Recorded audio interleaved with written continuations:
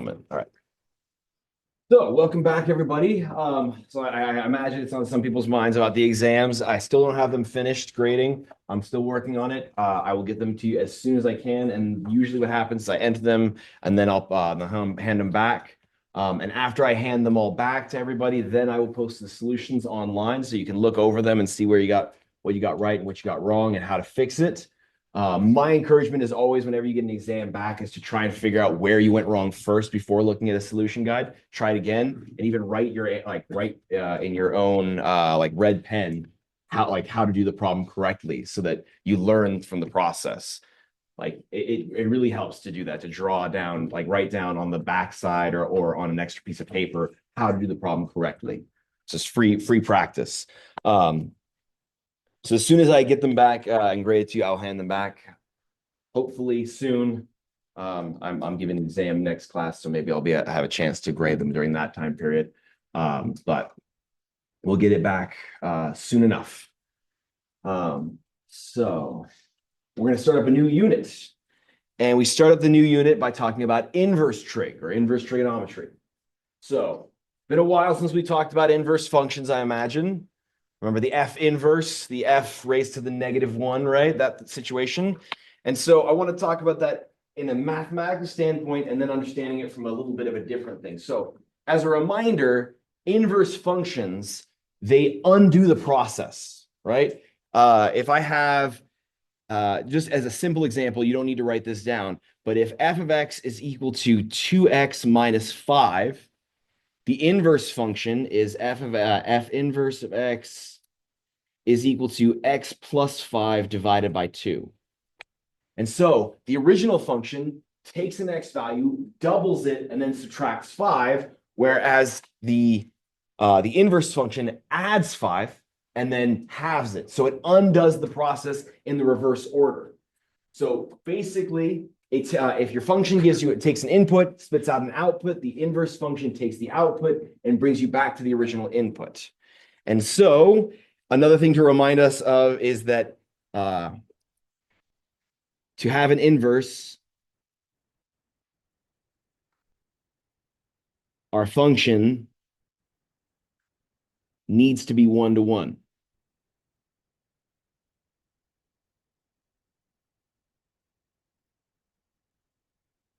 Which I hate writing that terminology.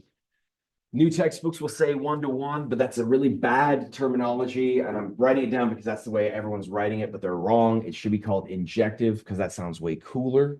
First off, sounds way cooler to say that a function is injective. But more importantly, later on in mathematics, 1-to-1 can mean something called bijective, which is more than it's 1-to-1 and onto at the same time. So there's a problem with that terminology, and I don't know why we use it. Injective just makes more sense. But either way, I'm getting sidetracked. In order to have an inverse function, you need to satisfy the horizontal line test. If you've forgotten, that's okay. So that's from a mathematical standpoint what an inverse function does. It takes your function takes an input, spits out an output. The function takes the inverse function takes the output, spits back the input. And so, but you can think of that also in a real life context. And you don't need to write this down, but imagine, let's say that I of t measures equals the percent concentration of ibuprofen in bloodstream. You don't need to write this down. Once again, this is just to understand something. This is a function of time. It takes in a time measurement, spits out a concentration. So the inverse function would take in a concentration and spit out a time marker. So that's how an inverse function would work. If you were trying to figure out how long it would take for a certain a certain brand of ibuprofen to reach a 0.2% concentration in your blood, that would be a lot of ibuprofen. But either way, actually, I don't know how much you get into your bloodstream, but either way, you would find out when it would reach that by using an inverse function. But the point being is it takes in a time, the original function takes in a time, spits out a concentration. The inverse function would take in a concentration and spit back a time measurement. So now when it comes to inverse trig, trigonometric functions, they take in an angle and they spit out a number, right? Sine of pi over 4 is square root 2 over 2. It takes in an angle, pi over 4, and spits out a number, square root 2 over 2. So the inverse trig functions will take in a number, and they will spit back out an angle. So, and sometimes that's nice and neat to find, right? So if we're trying to figure out what sine inverse of 1/2 is, we know what values of theta give us 1/2 and so on and so forth. But what if we had sine of theta equals 7/2? How would we be able to find the angle theta? There's not a special angle that works for that. And so trigonometric functions are defined recursively. If basically they're defined by what trig functions do. We have to backwards define them. That's what recursion is. It's a very, very silly thing that you can look up on Google. Search what is recursion, and it'll just ask you what is recursion. It's a silly computer science joke. But anyways, point being, regular trig takes in an angle, spits out a number. Inverse trig takes in a number, spits out an angle. So the way I usually like to write it as well is, so cosine of theta equals a number, and then backwards and forwards, cosine inverse. I made that double arrow too big. Let's write this down. So cosine of theta, cosine of an angle equals a number. And so cosine inverse of the number equals the angle, etc. Couple things. This is frustrating. Frustrating, I know. Cosine to the -1 is not a -1 exponent. This is a really dumb thing about mathematics, but it just works best for us to write it that way. When we say that, that means cosine inverse. Another way to write it is by writing arc cosine, or arc sine, or arc tangent, or arc secant, or arc cosecant, and so on and so forth. But traditionally, because it's easier to write, we write cosine to the -1. So it's not an exponent there. It's an inverse. Is that clear? Do not make that mistake. It's not, so cosine of to the -1 of theta is not the same thing as 1 over cosine of theta. This is parentheses cosine of theta to the -1. That's how we write it. Okay? That's that. The reason why I'm making such a big deal is if you plan on taking calculus, you're bound to see some cosine squareds and things like that, and cosine inverse. Don't make the mistake of thinking that it's an exponent. That's an inverse cosine. Any questions so far? Regular trig takes an angle, spits out a number. Inverse trig takes a number, spits out an angle, goes backwards. But we run into a little bit of a snag because, as we've seen as we discovered on the exam, I'm just going to add an extra page just to draw it for a second. If we look at the graph of sine, we all remember it starts at 0, then goes up, and then back down, and up, and back down, and back, and so on and so forth, right? That certainly does not pass the vertical line test, or sorry, the horizontal line test. Any horizontal line that I draw through it will intersect the graph infinitely many times. So it does not have a global inverse, but it does have a local inverse. So we need to find a little segment of it that makes sense. So going from, so this is sine, right? You don't need to draw this, but y equals sine of x. And so this would be pi, this would be 2 pi, 3 pi over 2, pi over 2, negative pi over 2, negative pi, negative 2 pi, negative 3 pi over 2, so on and so forth. So would 0 to pi be a good segment? Let's use purple. Let's make it a very large circle. Would 0 to pi be a good segment? No, because then it doesn't actually, it fails the vertical line or the horizontal line test. So that's not going to work. How about pi over 2 to 3 pi over 2? That would work. And so we could define it that way. But mathematicians over the world have decided that it's from negative pi over 2 to pi over 2. That's a segment that satisfies the horizontal line test, and it gives us all the values of sine that we need. In alternate reality, we have we use from pi over 2 to 3 pi over 2. In an alternate reality, that's what we do. In another reality, we do 3 pi over 2 to 5 pi over 2. But our world, we decided to do negative pi over 2 to pi over 2. Similarly, we've got y equal, oh, that's a highlighter, y equals cosine of x, and we drew that. The cosine of x looked like this. And also, once again, we'll fail the vertical line test, or the horizontal line test. Once again, this is pi over 2. This is negative, this is pi. This is 3 pi over 2. This is 2 pi. This is negative pi over 2. This is negative pi, and so on and so forth. So for cosine,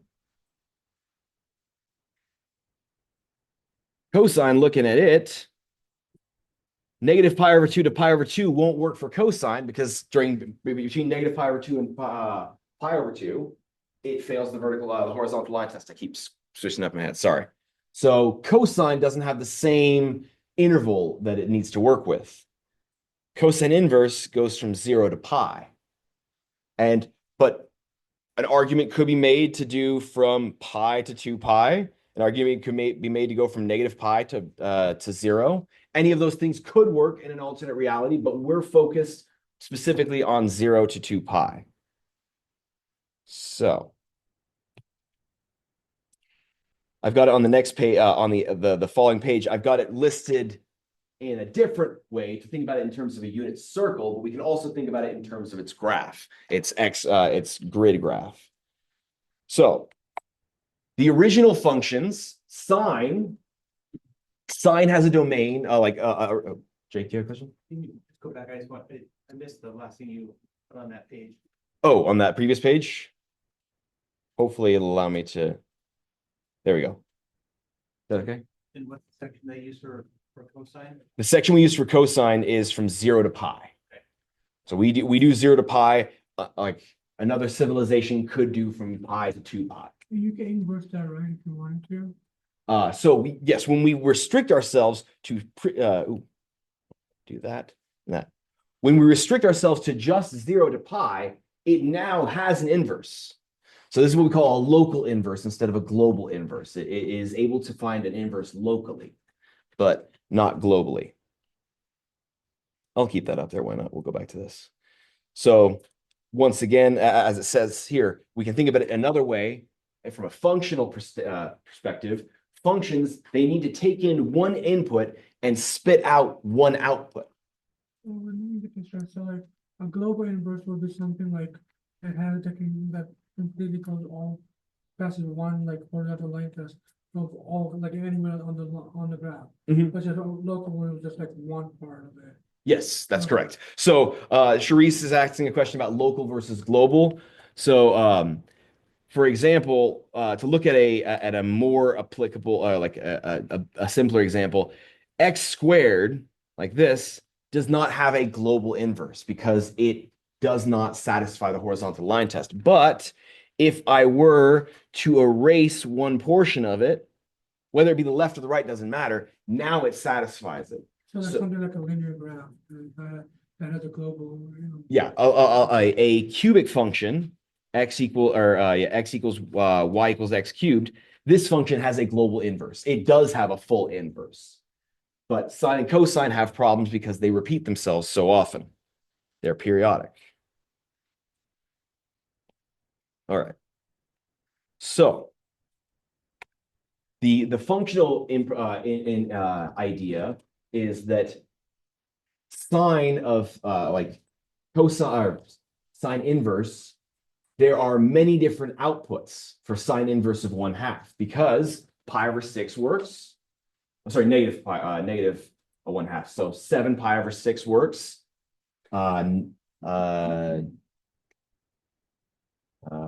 This 7 pi over 6 works.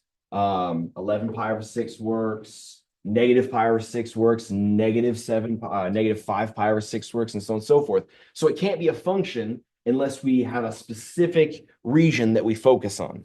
So arc sine, inverse sine, its domain is -1 to 1. It can only take values between -1 and 1, and it spits out angles between -pi/2 and pi/2. Cosine is has a domain also -1 to 1 because it can only like sine and cosine only spit out values between -1 and 1. So the inverse can only take in numbers from -1 to 1, and its range will be 0 to pi for the reasons we discussed previously. Tangent also has its own situation. It follows sine. It goes from -pi/2 to pi/2 because this is the graph of tangent. We haven't talked about the graph of tangent, but that's the way tangent looks. It has vertical lines, it has vertical asymptotes at every pi/2 measurement. So 3 pi/2, 5 pi/2, 7 pi/2, and so on and so forth. And so what we decided to do, I mean, yes, I suppose we could have gone from 0 to pi, because that will work, but it doesn't look good. It doesn't look good. So I think that's the reason why we decided to choose to go from -pi/2 to pi/2 for sine, because we wanted to make it look nice and neat. So tangent also spits out angles between -pi/2 and pi/2. So I've got a unit circle here with all the values so that we can reference it. Find the values without using a calculator. So these ones, I have a hard time with them personally. And and so we're going to write this down for our notes, but this is something you want to be thinking in the back of your head. So what is the value of sine inverse of square root 2/2? That's going to spit out an angle. That's going to be an angle. Let's make it a blue theta. Blue theta. So to figure out what sine of -square root 2/2 is, what we're asking ourselves is what angle theta between -pi/2 and pi/2 will make sine of theta equal to -square root 2/2. We figure out what it is by recursive. We figure out what it is based on what the original function would do, the non-inverse function.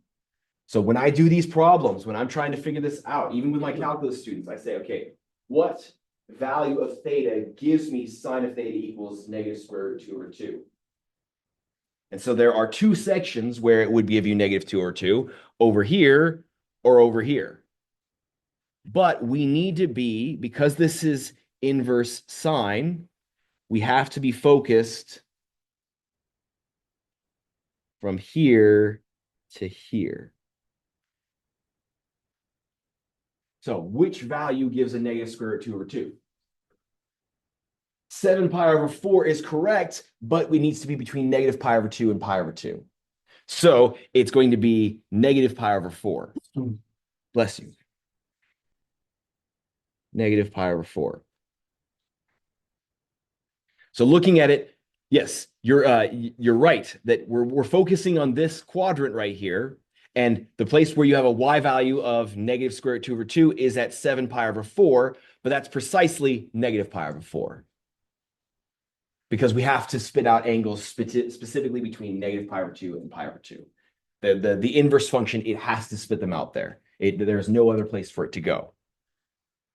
Arc cosine, which is the other way to say cosine inverse. So this is same as cosine inverse of -1/2. And so that's going to equal a red theta. And once again, what I'm asking is what angle theta between, and this is cosine, so this has the different one. This has from 0 to pi. So I'll highlight that portion of the graph. 0 to pi. Which angle between 0 and pi will make I didn't even finish the problem. We'll make cosine of theta equal to 1/2, negative 1/2. So I forgot to write, so sine inverse of negative square root 2 over 2 is equal to negative pi over 4. But you could just box in the answer. You don't need to write down sine inverse of negative square root 2 over 2. So when I see these nice numbers, so 1/2, the square root 2's over 2's, the square root 3's over 2's, and the ones and the zeros, we all know those are the special angles. So cosine is going to be 1/2. It's going to be the small portion of it. That's going to be the 60-degree angles. But in particular, it's in the second quadrant. Cosine has to be negative.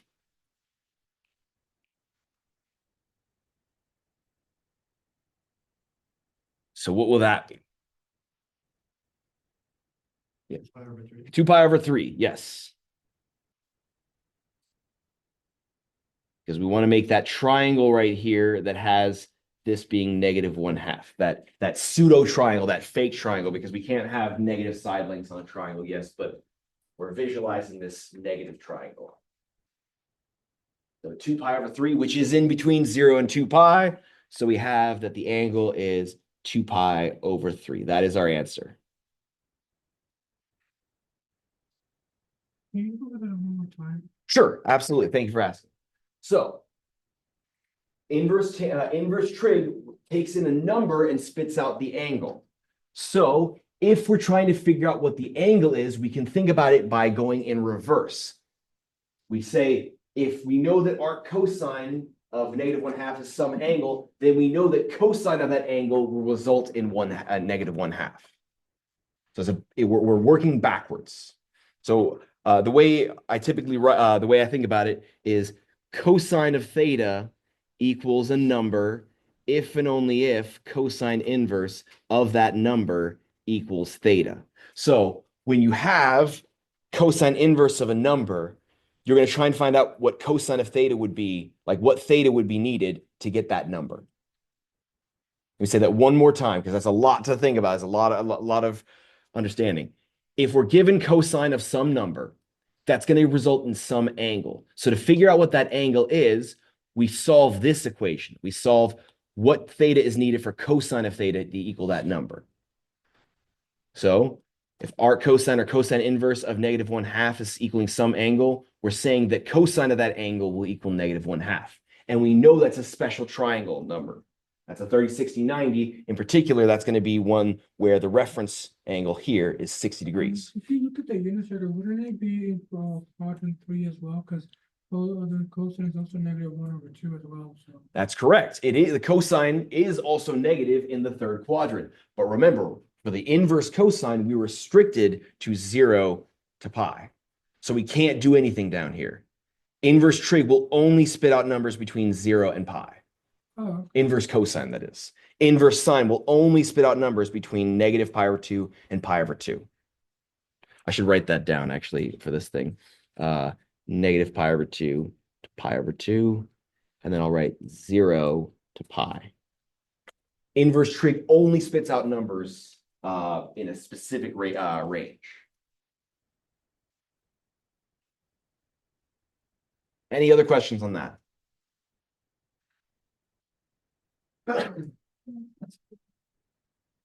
With the bottom part wouldn't matter. Or, Yeah, the bottom part wouldn't matter. I mean, per se, we'll learn a little bit more as we go along. That comes a little bit funky, but we'll get there. But in essence, all inverse trig functions, they are defined by that requirement. They can only spit out numbers between, or angles between negative pi over 2 to pi over 2 if it's inverse sine or inverse tangent, and 0 to pi if it's inverse cosine. So tangent inverse of 1. That's going to be some angle. Let's do a green theta this time. So we're asking what angle theta, and this is tangent. So tangent only spits out numbers between negative pi over 2 and pi, inverse tangent, that is, only spits out numbers between negative pi over 2 and positive pi over 2. So we're working with this little segment from here to here. So that's from negative pi over 2 to pi over 2. So what angle theta is needed between negative pi over 2 and pi over 2 results in tangent of theta is equal to 1. Pi fourths. Pi over 4, yeah, it's 45 degrees. So right here, which is pi over 4. Yes, 7 pi over 4. No, sorry. 5 pi over 4 would also be true. Tangent of 5 pi over 4 equals 1. That's true. But it's not between negative pi over 2 and pi over 2. That's the problem. Because yes, tangent is positive in the third quadrant, but we're not focusing on that because tangent inverse is restricted. So, and then another way to so tangent theta equals 1. Remember that tangent theta, this is equal to y over x in terms of the unit circle. You can think of it either that way. So you're trying to find the places where x and y are the same, which is precisely at the pi over 4 and the 5 pi over 4s to get the 1 over to get 1 when it reduces. But you can also think of it as saying it's opposite over adjacent.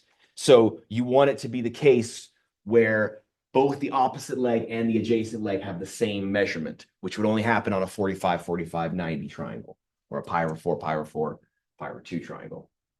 So the answer will be pi over 4. So what would tangent, so just as a bonus question, you don't need to write this, but tangent inverse of -1, what would that be?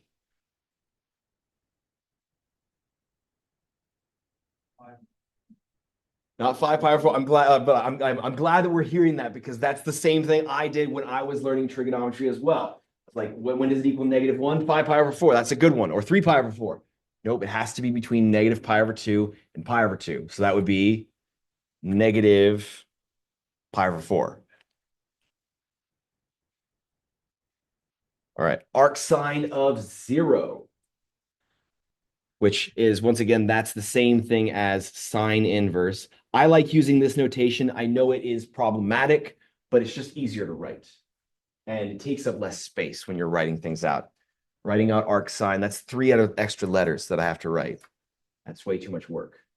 So sine of 0 is equal to theta. So we're asking ourselves, let's use, we haven't used Brown, theta. What angle theta between, and this is sine, so it's going to be negative pi over 2, be negative pi over 2 and pi over 2, results in sine of theta equals 0. 0, yes. The only place where the y value, which is sine, if you're looking at a unit circle, that's the only place where the y value would be 0. So once again, we're restricting ourselves between negative pi over 2 and positive pi over 2. And so that's going to be precisely at 0. So 0.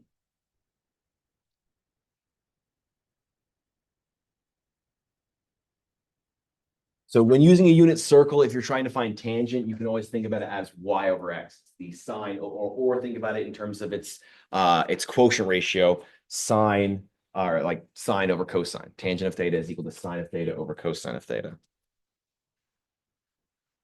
Oh man, that's right. A great joke for you guys. Why do mathematicians never have to go to the beach? Because all they need is a sine and a cosine to get a tan. There you go. All right. It's a good one. It's a good one. It's not the funniest joke of all time. That's in calculus in my class. That's the funniest joke that's ever been created. So, cosine inverse of cosecant of blank, of cosecant of an angle. How would we compute that? Because it's not the same inverse function. There was a thing that we might have talked about in 126 in your classes. Don't write this down. But if you have f composed with f inverse of x, it equals x. If you compose a function with its inverse, you get back the original function. And that's if you have a global inverse. Once you start working outside the box with local inverses, things can become a little hairy, but we'll get there. So the key thing in both cases, work from the inside out.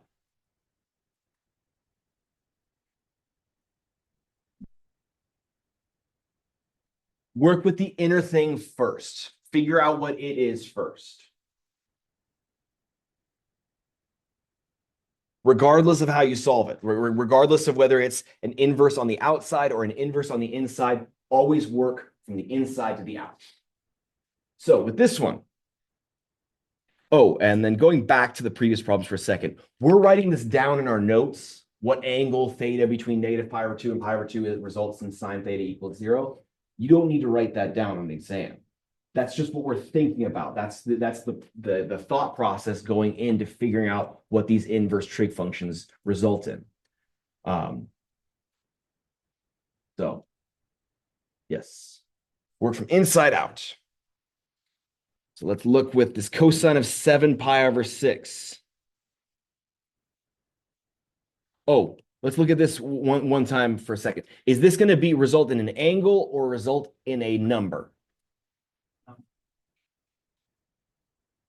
So sorry, that's very, very difficult because I've highlighted the blue. I mean the whole thing. The whole thing will result in an angle because it's going to be sine of whatever this is, sine inverse of this. An inverse trig results in an angle. It takes in a number, spits out an angle. Regular trig takes in an angle, spits out a number, takes in a theta, spits out a number. Inverse trig takes in a number, spits out an angle. So this is equal to theta, just as a reminder. So cosine of 7 pi over 6.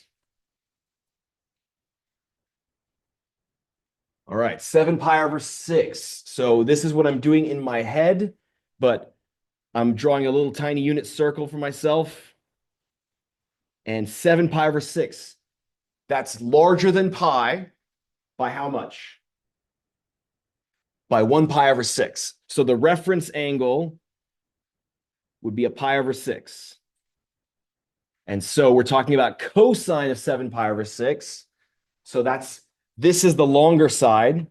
The adjacent side is the longer side. So it's going to be negative 1/2 or negative square root 3 over 2. Negative square root 3 over 2. So this is equal to negative square root 3 over 2. So now we'll plug that in. We've worked on the inside out, just like you would with composition. This is actually just function composition, in case you didn't notice. This is your outer function, your f of x, is sine inverse of x, and your inner function, g of x, is cosine of x. And so you're doing f composed of g of 7 pi over 6. And whenever you inputted things into function composition, you plugged it into the inner function first, then into the outer function, right? That's how we worked. Same thing as here. It's no different than what we've been doing. We just now have a new function that we're working with. So this is sine inverse of negative square root 3 over 2. And then we need to figure out what is an angle minus what? Close. Minus, yes, negative pi over 6. Yes. So what we're doing then is we're saying what theta, negative pi over 2 less than theta less than pi over 2 will give sine of theta equals negative square root 3 over 2. And that should be, oh no, it is a 60 degree. I'm tripping. Negative pi over 3. And you can use degrees as well, but I like using radians. You're going to be using them a lot in calculus, so not a lot, but enough. So, any questions on that? So you always solve like cosine first and then go to It's not necessarily cosine, it's whatever's on the inside. cosine inside. Yeah.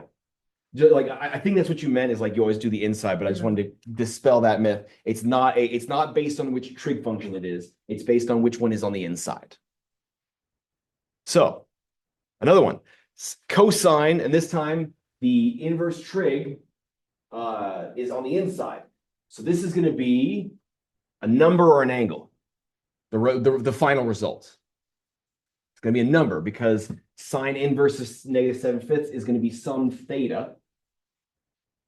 And so this is going to be equal to cosine of theta, where theta equals sine inverse of -7/25. Okay. So the thing I love about trig is that this is like a lot of it is just algebra that we can that we kind of just guess about, fumble around in the dark until we find something that sticks, right? If we're trying to find the door, we reach, okay, that's the podium, so that means I'm directly across from it. Or maybe I touch the window over there and say, okay, I'm at the very back end. Either way. So set up the inverse on the inside equation equal to theta, and then rewrite it as a trig statement. So that is saying if we have theta equaling sine inverse of -7/25, that's the same thing as writing sine of theta will equal -7/25. Those two things mean the same thing, like different sides of the same coin. So we have this equation. We have sine of theta equals -7/25. So do you remember what we did before in the previous exam? I would ask you something like, what if sine of theta is -7/25 and theta is in quadrant 4? What is cosine of theta? How do we do that? Oh, no, Basil, you have to stay out there. Thank you. We did it by setting up a pseudo triangle and solving that triangle, finding the missing side lengths, and then finding cosine, which was adjacent over hypotenuse. That's what we did, right? So we're going to do the exact same thing here. Now that we know that sine of theta is equal to -7/25, with so as an important note, with theta between -pi/2 and pi/2. Because it's inverse sine. And inverse sine will spit out angles between -pi/2 and pi/2. So we know that's true. Sine of theta will equal -7/25. Then we're going to decide which quadrant by using the range of the inverse trig functions and setting up a triangle. Well, that's going to be step 3. So sine of theta is negative. And theta must be between -pi/2 and pi/2.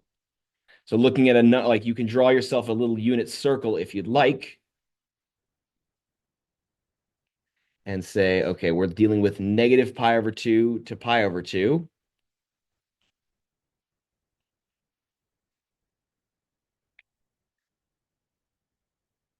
So where should the theta be? 104.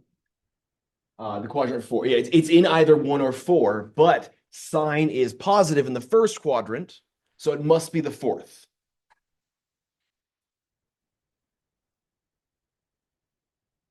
So with this information here and this information here,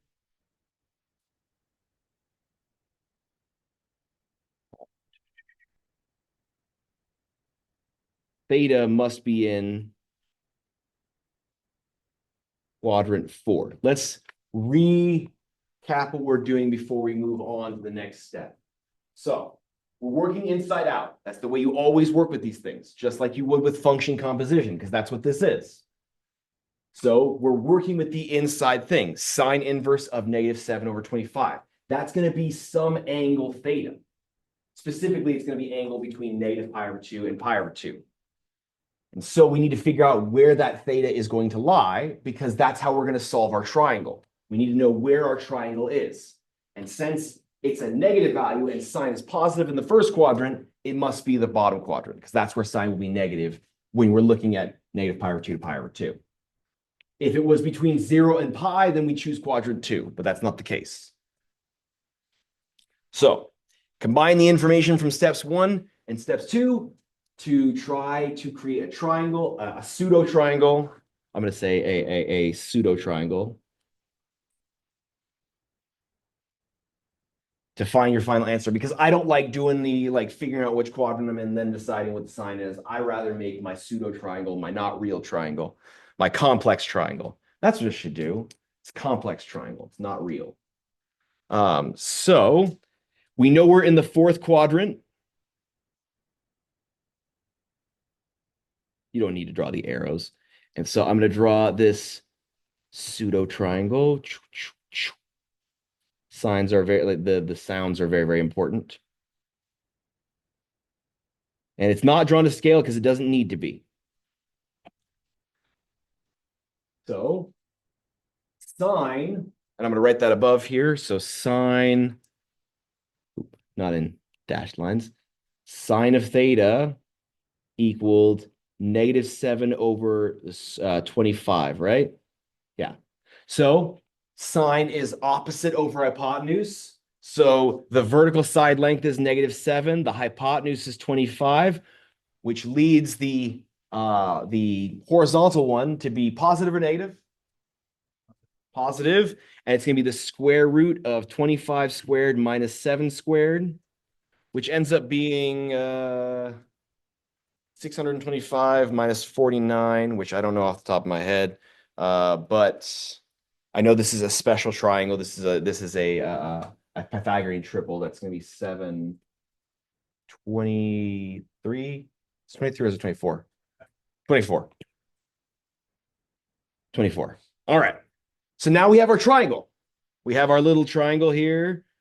Got our, I'm doing red. And so here's our angle theta. And it's going to be -7, 25, and positive 24.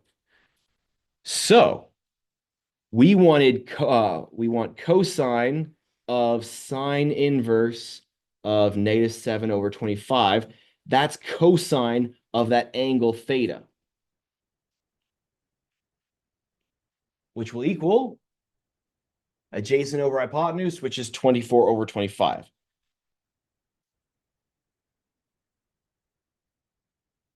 Done deal. We got it, right? Super easy, totally simple. I'm kidding. I know. I'm saying it in a joking context. I probably should have mentioned that. But I suppose you could throw something at me if you really wanted to. I'm okay with it. Pretty good with my dodging skills. Can't wait for my son to play dodgeball. Just destroy him. All the aggression of the frustration. Anyways, kidding. Okay. You say that on the court. What? See you on the court. Yeah, just take one of those balls straight to the face. Every time I make food, I don't want this. Eat it now. Okay. So to recap, once again, I want to go over this whole thing because this is a weird process at first. We're working on the inside out. So sine inverse of -7/25. That's going to be your angle theta. So that means because theta is equal to sine inverse of -7/2, that's the same thing as saying that sine of theta is -7/25. I said halves, but I meant to say 25. And we know that because it's an inverse sine, the theta should be between -π/2 and π/2. So since it's negative, and it must be between negative pi over 2 and pi over 2, it must be in quadrant 4.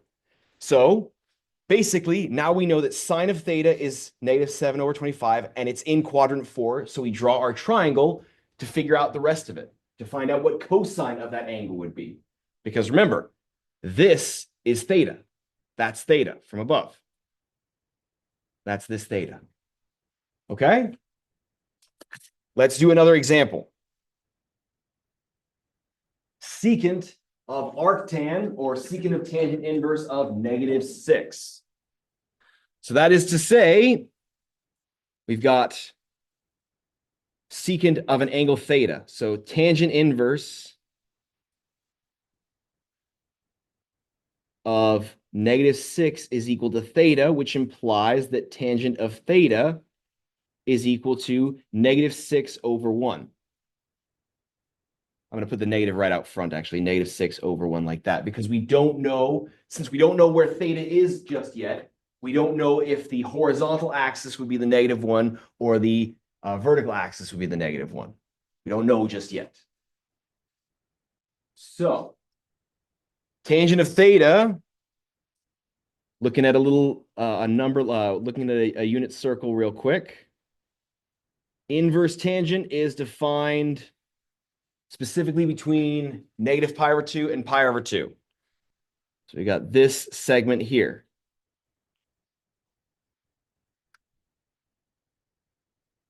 Because tangent inverse.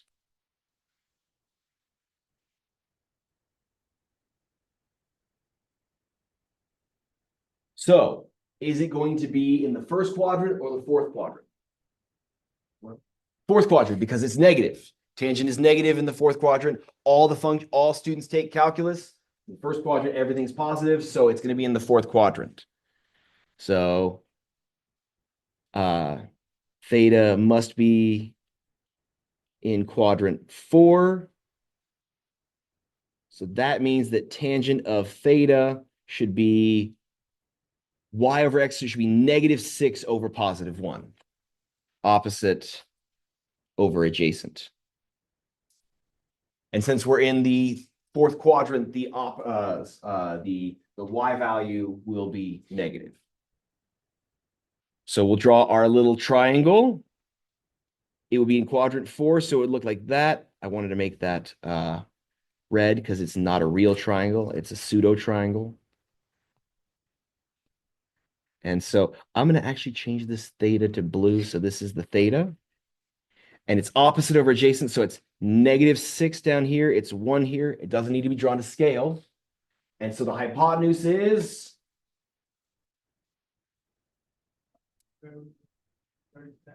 square root of 37. The square root of 1. So hopefully you can get to that point where you just write that this is square root of 37. Remember, I'm using the Pythagorean theorem. It's going to be the square root of the legs squared. So it's going to be 1 squared plus 6 squared.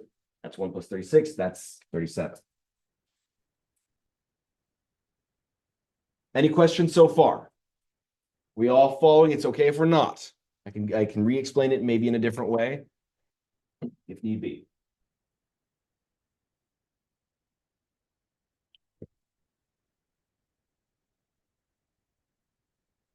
We're doing good. Okay, so then secant of theta.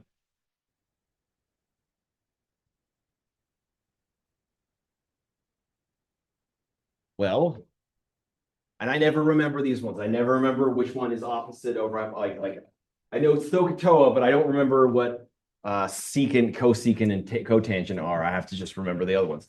Secant is paired with cosine. Cosine is adjacent over hypotenuse. So this will be hypotenuse over adjacent.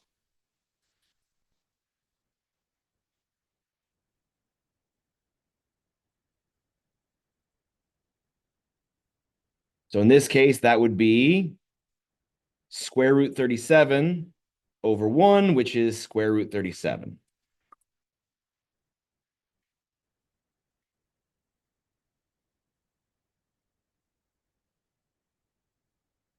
Any questions on that?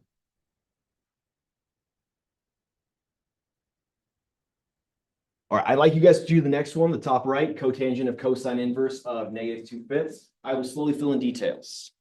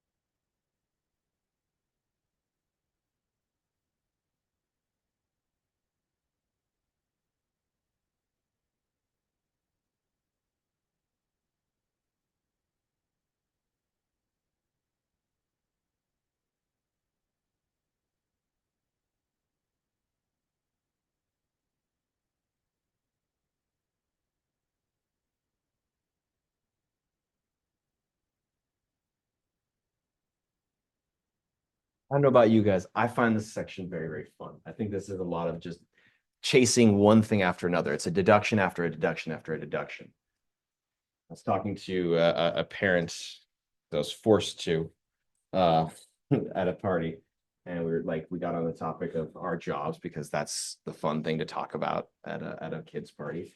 And I was talking about mathematics, and the statement came up, and I was just trying to like they thought it was a bunch of memorization. I was trying to tell them mathematics is not about memorization. It's about deduction. It's about taking an piece of information and deducing the next thing, which deduces the next thing, which deduces the next thing, and so on and so forth. So you should get -2 over square root 21. If you're still working through it, continue to do so. We got time.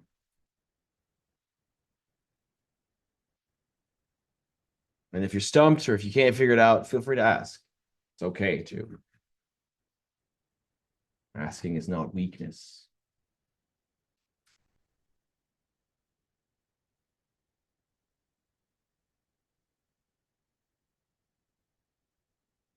Okay.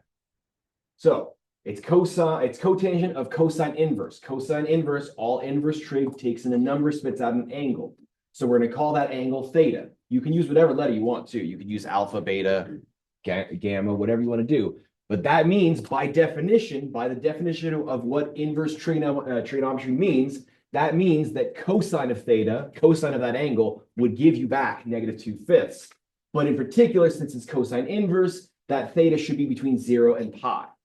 So we've got cosine of theta equals -2/5, and it has to be a theta between 0 and pi. The only place where cosine would be negative would be in the second quadrant.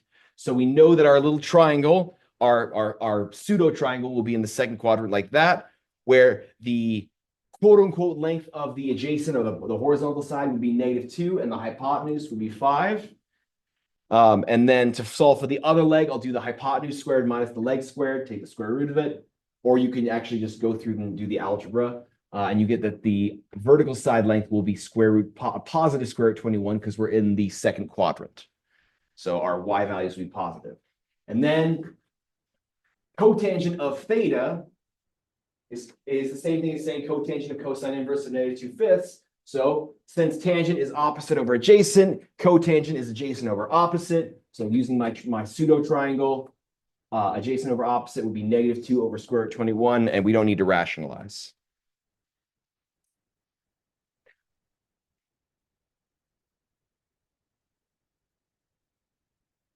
All right. Any questions on that? We'll do this next one together, and then I'll have you guys do the tangent inverse one. So arc cosine or cosine inverse of sine of 5 pi over 4. Much like before, we work inside to out. So sine 5 pi over 4 is equal to, that's a pi over 4, so it should be a square root 2 over 2, correct? And Lamar is saying square root 2 over 2, and he's absolutely, negative square root 2 over 2, and he's absolutely correct. This is going to be in the third quadrant. 3 pi over 4 will be second quadrant, yes.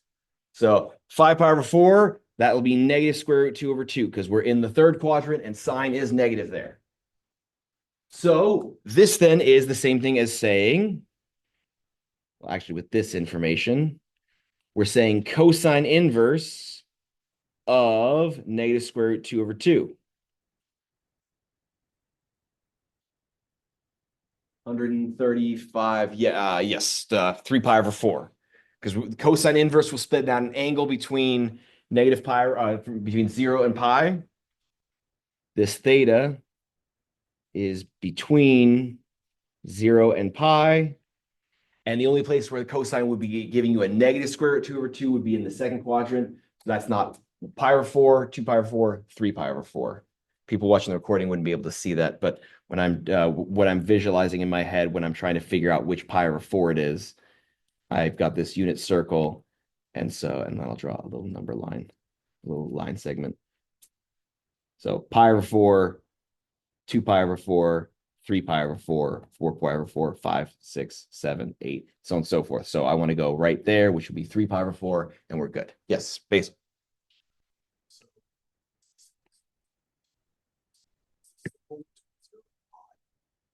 The symbol between. Yeah. Oh, yeah. That's a terrible ampersand. Well, is that an ampersand? Because I know this is an ampersand. That's an ampersand. Is this also considered an ampersand? That is like the euros. It's a better one. It's way easier to draw, better. It looks like an epsilon with a line through it, so that's why I like it. But yeah, between 0 and pi. So this will then be 3 pi over 4, as we stated. That's an interesting situation that we see. I think that's very, very interesting. Is that even though the angle, the original 5 pi over 4, when we plugged it into sine and then plugged it into inverse cosine, we got 3 pi over 4. So it changed the thing quite a bit. It was in the third quadrant, now it's in the second quadrant.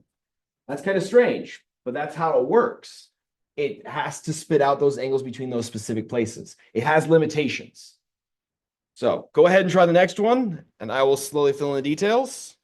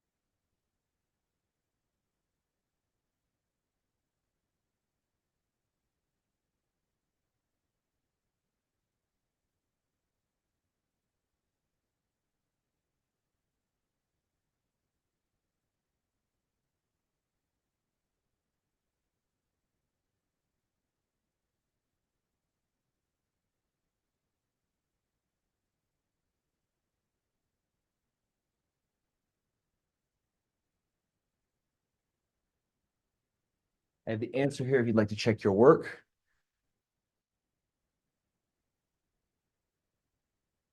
And yes, your calculator, by the way, will does like if you have any scientific calculator, it will be able to compute sine inverse, cosine inverse, and tangent inverse. It's not just like with secant, cosecant, and cotangent. It can't compute secant inverse, cosecant inverse, or cotangent inverse. But there is a problem with that, is that sometimes with these things, especially when we go on to solving trigonometric equations, that you get multiple answers. And so you need to be able to work with it by making sure that you get an angle, the proper angle. So while it will give you an answer, it doesn't necessarily always give you the correct answer. So just be on the lookout for that. It is unfortunately not perfect. Okay. So once again, so we're going to look inside out. Sine of 3 pi over 2. 3 pi over 2 is way down at the very, very bottom. And so the y value there is -1. So sine of 3 pi over 2 would be -1. And so tangent inverse of sine of 3 pi over 2 is really tangent inverse of -1. So tangent inverse, to find, it spits out angles between negative pi over 2 and positive pi over 2. So we need to figure out what theta. So what I didn't write it down, but tangent of theta equals -1.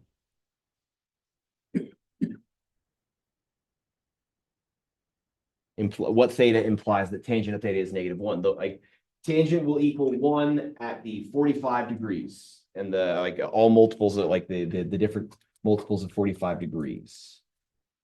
The ones that have reference angles of 45 degrees, but the -1 will be down the bottom, so that's why it's going to be negative pi over 4.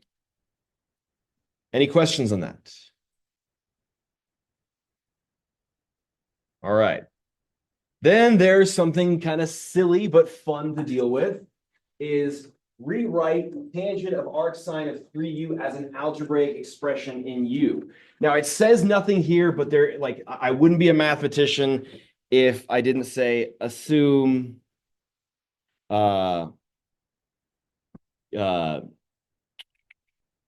assume in quadrant 1. Assume u is such that we're in quadrant 1. That's usually what's assumed here, is that u is positive numbers, so that you don't really have to worry about, like, if u is negative, then you have all this stuff you'd have to worry about which quadrant you're in. So you assume that u is positive. That's probably the better way to say it, is assume u is positive, or 3u is positive, which makes it so that we only work with the first quadrant, regardless of whether we're working with inverse tangent, inverse sine, inverse cosine, because all of those ones will be, all of those ones contain quadrant 1. So how do we do it? We do it just like before. This is your theta. This is arc sine of 3u. This is theta, which implies that sine of theta is 3u. Technically, 3u over 1. Right? Arc means it's inverse, right? Yeah, arc means inverse. Okay. So arc cosine is the same thing as cosine inverse. Arc tangent, same thing as tangent inverse. And so on and so forth. It's just another way to write it if you don't want to get your exponents mixed up. But since it's sine of theta equals 3u, you can think of that as a fraction, as writing it over 1. So looking at a triangle,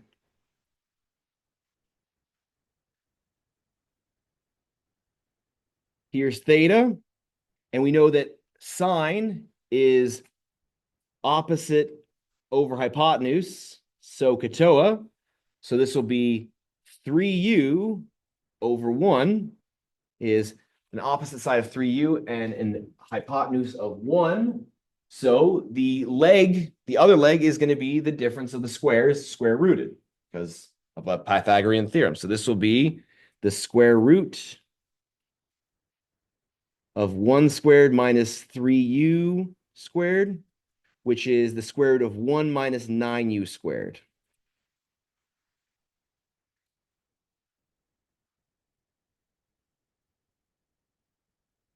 Weird, but no one said it had to be a number. No one said so. I could have made it sine inverse of a puppy. Right? I could do that. I could definitely find sine inverse of a puppy. I really could. It's totally plausible. So it is not out of the realm of possibilities to make sine theta equal to 3u. And so, therefore, if we want tangent of sine inverse of 3u, this is theta of that green theta. And tangent is opposite over adjacent, SOHCAHTOA. So it'll be equal to opposite over adjacent. So this will be 3u over square root 1 minus 9u squared.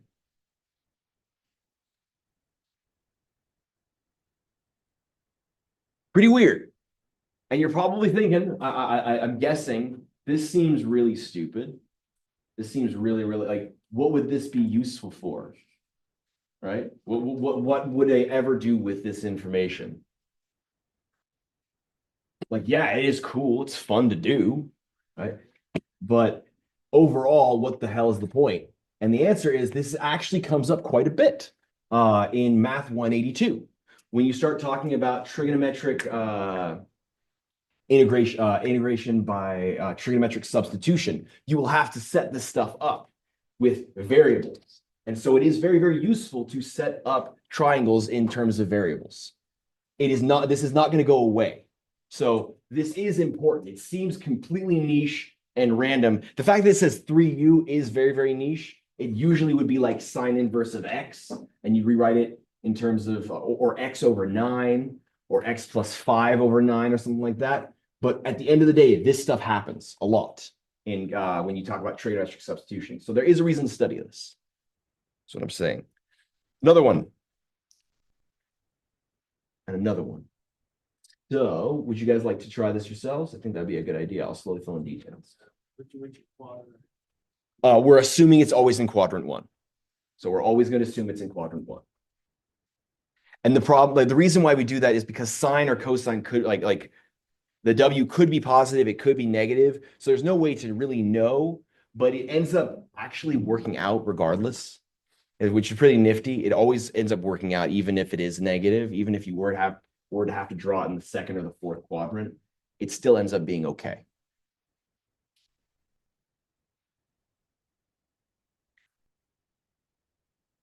And as a useful tip, try not to look at the previous problems. Whenever this happens, whenever you're trying to do a problem, try to limit your looking at previous examples to avoid parroting behaviors. Because if you're just parroting it, you're not learning it. Like if I teach my parrot to say, it's a funny statement.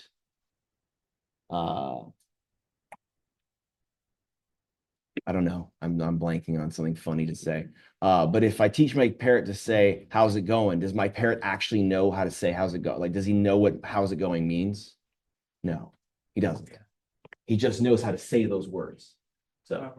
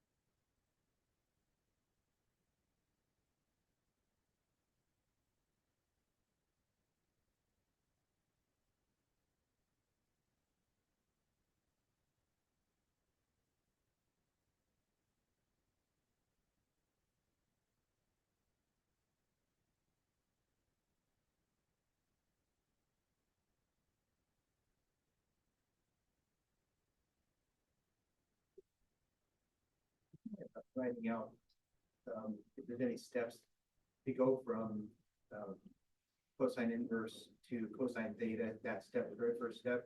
Okay. All we're doing is inverse function, right? We're placing x and y and then solving. Mhm. Can you write it out once it's just Sure. I think just if I understand what you're saying. So we've got this. steps? So we have cosine inverse of w over the square root of 9 plus w squared equals theta, which implies that. Is that what you're saying? Yes. So because cosine inverse of w over the square root of 9 plus w squared is equal to theta, the inverse statement of that is that cosine of that angle is equal to w over the square root of 9 plus w squared. Like an inverse function. Yes. You're just replacing the variables. You're swapping them, yes. So if I can just get on a soapbox for just a second, I really hate the way that Math 126 and most pre-calculus classes teach inverse functions because they just say it's a function of x, but that's not the case. Technically speaking, f inverse is a function of y because you say f of x equals y is the same thing as f inverse of y is equal to x. It muddies the water by saying f inverse of x, and so I have a real big problem with it. Yeah. But it's especially as you if you decide to ever become a math major, don't do it. It's a bad idea. But if you did, if you ever wanted to, this version of the definition of an inverse makes way more sense because you start talking about functions that don't just go from the real numbers to the real numbers. You start talking about functions that go from an abstract space x to an abstract space y, and then it kind of makes it fit in nicely. But that's not here. That's not for this course. That's a random thing. Either way, so once again, so because cosine inverse of w over the square root of 9 plus w squared is going to be an angle because inverse trig takes in a number, spits out an angle. So that's going to be some angle. We'll call it theta. You can call it alpha, whatever you wanted to do. And then by definition of the inverse trig, that means that cosine of that angle is equal to w over the square root of 9 plus w squared. So we can set up a triangle. We're going to assume that the triangle is positive, and that's what you should always do in this case, unless it specifies that that cosine inverse of w over square root 9 plus w squared is in the second quadrant, which would be weird.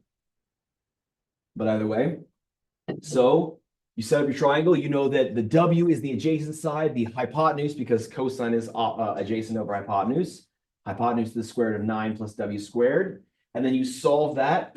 You've got, and it's hard to read here, but the other leg would be the square root of the hypotenuse squared. So square root of 9 plus w squared squared. That cancels out the square root minus w squared. So the w squareds cancel. You get the square root of 9, which is 3. So cosecant of that angle. And so that's the reason why I've been very particular. I don't know if you noticed, I've always put the angle measurement is the same color that I described it as. This arc side of 3u, that's the theta. That's this theta. Cosine, like this theta is cosine inverse of w over the square root of 9 plus w squared. So cosecant is partnered with sine. Sine is opposite of hypotenuse. So cosecant would be hypotenuse over opposite. So hypotenuse over opposite, square root of 9 plus w squared over 3. And we're all done. So very useful. It seems very niche. It seems completely random, just like a random new game that you can create for whatever reason, but it's actually a good process to practice. All right. So there's one little last thing. I don't think we'll be able to get to it. We'll finish it up next time. But trig composition with itself. So as I said earlier, and you don't need to write this down, but if you take a function and you compose it with its inverse, I guess I should say technically y here, that just becomes y. And then if you take f inverse composed with f of x, that just gets you back to x. Because the function will take x and go to y, and the inverse will take that y and go back to x, or vice versa. The inverse function will take a y, bring it back to x, and then the function will take the x and bring it back to y.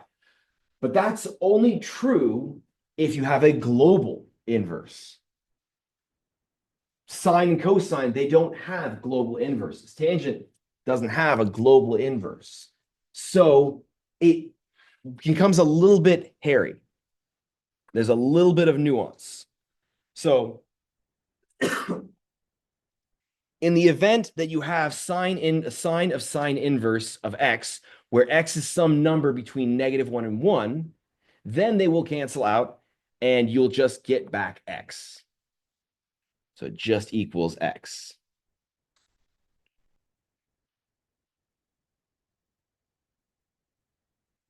Then if your theta angle is between -pi/2 and pi/2, then they cancel out very, very nicely because it's going to give you an angle between -pi/2 or pi/2, and then it's just going to cancel itself out. It's going to go back to where it started, and it'll just equal x. I think we probably should say theta, but either way. In fact, I'm going to do that. I'm going to change that now. We're going to just scratch that out, say theta. And if theta is between those things, it's theta, because inverse trig takes in a number, spits out an 8.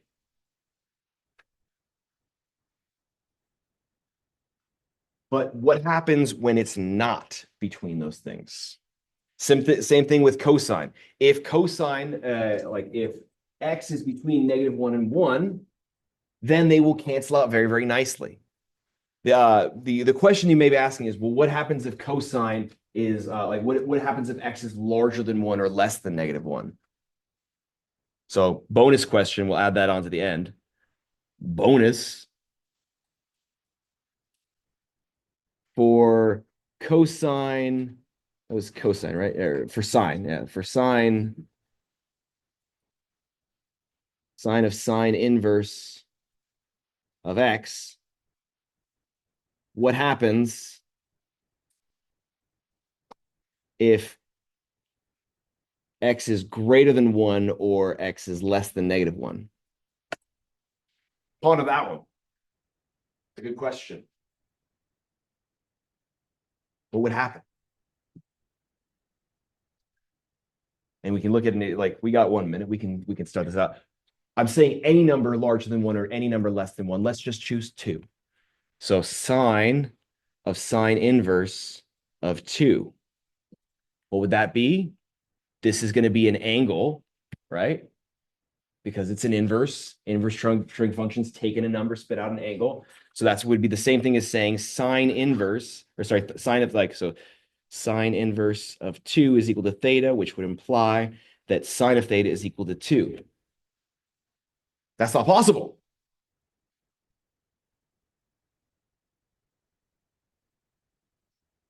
Because sine can only spit out numbers between -1 and 1. It can never be larger than 1. It can be never smaller than -1. So if x is greater than 1 or less than -1 for sine and cosine purposes, it won't exist.